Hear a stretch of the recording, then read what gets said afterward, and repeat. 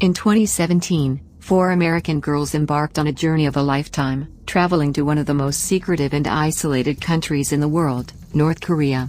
What was meant to be a thrilling adventure turned into a nightmare as they navigated through a series of terrifying events that would change their lives forever. From brutal interrogations to torture and imprisonment, the girls experienced the unimaginable horrors of living under a totalitarian regime. Despite their determination to escape, they soon realized that their chances of survival were slim. This is the story of their harrowing journey through North Korea, and their fight for survival against all odds. Day 1. The girls arrived in Pyongyang, the capital of North Korea, filled with excitement and anticipation for their adventure.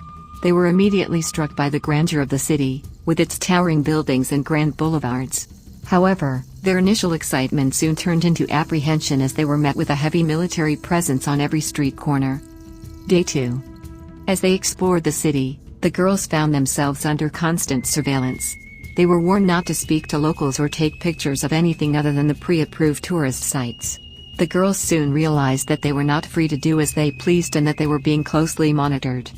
Day 3. Their journey took a terrifying turn when they were stopped by a group of armed police officers. The girls were taken to an interrogation room, where they were subjected to brutal questioning about their reasons for visiting the country. Despite their protests of innocence, the police officers were convinced that the girls were spies and threatened them with severe consequences. Day 4. The girls were thrown into a dark, damp cell where they were left to languish for days. They were given little food or water and were subjected to constant physical and psychological torture. They soon realized that they were not the only ones suffering, as they heard the screams of other prisoners echoing through the halls. Day 5. One of the girls, Sarah, was beaten so badly that she lost consciousness.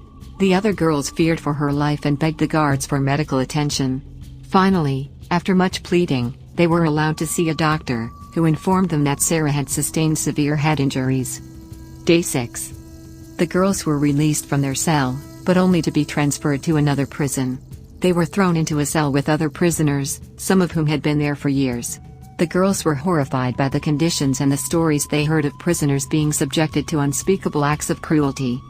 Day 7. Desperate to escape, the girls hatched a plan to bribe a guard and make a run for it.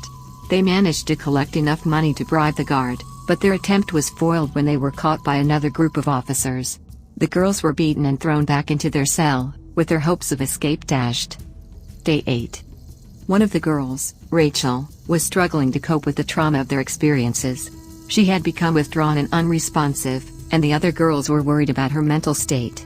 They tried to comfort her, but it was clear that Rachel was deeply traumatized by their ordeal. Day 9.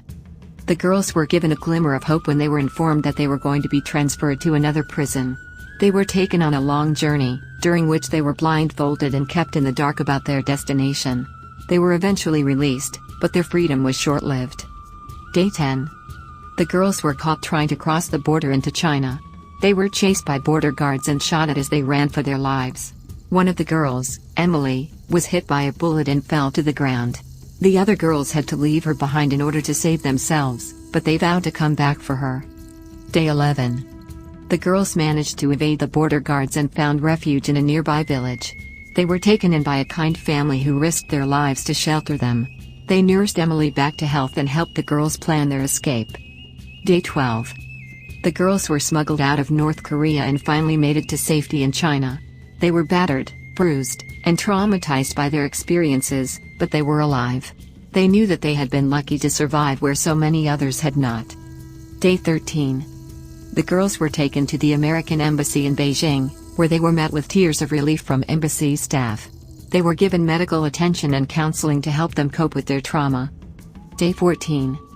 The girls returned to the United States, where they were reunited with their families.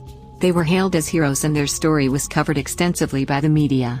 However, the girls knew that their experiences had changed them forever, and that they would never be the same again. The girls' journey to North Korea had been a reckless and dangerous decision, but it had taught them a valuable lesson. They had experienced firsthand the horrors of living under a totalitarian regime, and they had come to appreciate the freedoms and liberties that they had taken for granted in their own country.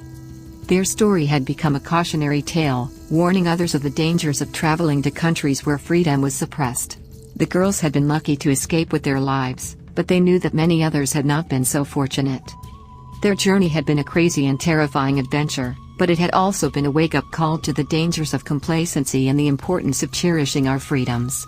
The girls had survived the unthinkable, and they knew that they would never forget the lessons they had learned.